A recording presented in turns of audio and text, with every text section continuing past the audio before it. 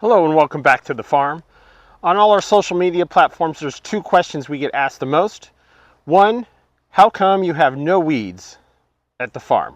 In any of the pictures that I post, you never see any weeds. And two, what type of irrigation system are you running? In this video, we're going to answer the first question. It's a three-step process. It's not that hard, it just takes some planning. So let's get into it. The first step in the process is we level out the ground, like this patch behind me. We water or wait till after it rains and we see weeds starting to sprout, so all the seeds are germinating on top, and then we tarp the area.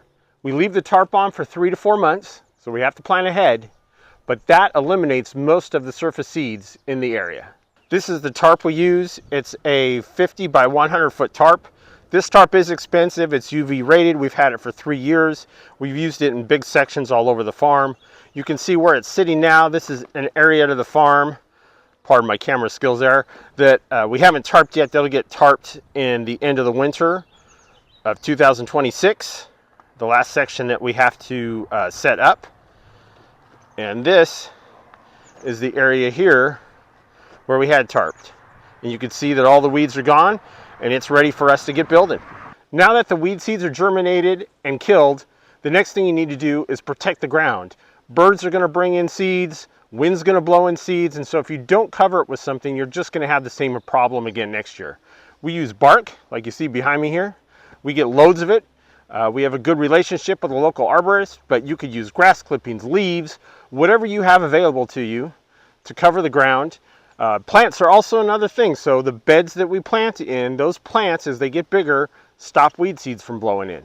Weed seeds, bark, gravel, if you are doing pathways in between, anything that just stops that seed from touching the ground and having contact with the dirt.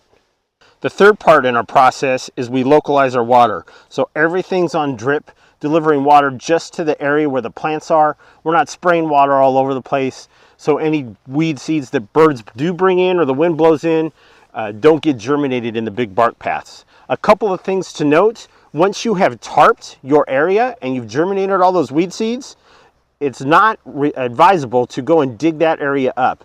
If you'll notice, we've added like 3 inches of topsoil to our growing beds. That's what we plant in.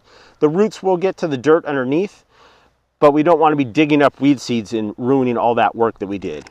Now let's get into 2 specialty situations on our property that you'll find have practical applications maybe where you live. So this is the hillside of the farm.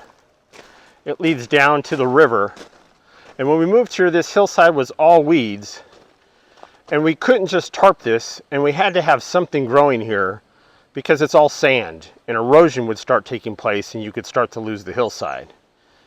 So here we had to do something different. All right, because we couldn't tarp this here, what we did is we pulled sections of the weeds out, planted creeping thyme in its place. That is what you see growing on the hillside. We left some of the weeds in place, cut them down a little bit, and then added pre-emergent. Because we were watering, we knew the weeds would keep growing. We just didn't want new weed seeds to grow. So we used pre-emergent to stop the weeds from germinating. That acted as our tarp in this case. And then the creeping thyme is our cover. As it continued to grow, it crowded out the space where weeds could pop up. Eventually it got to the point where the weeds are gone. One more section to show you. So this area is a parking lot area on our farm.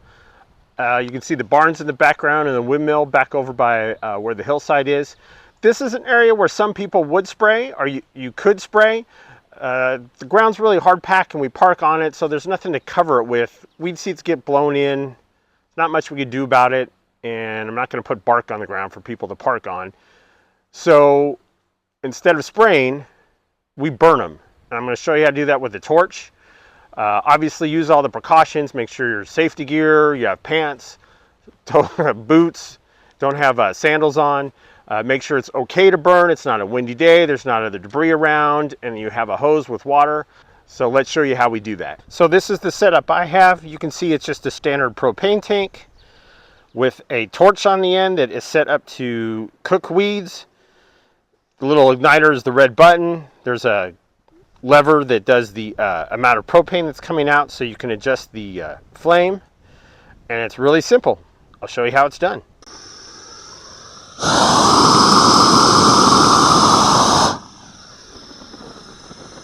It's that simple.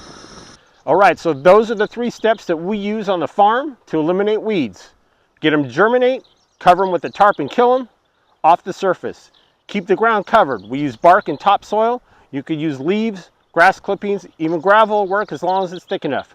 And then 3, localize your watering. We only water where the plants that we want to grow are going to be. We don't spray water all over the place. I hope these tips help you, and remember, live life in full bloom.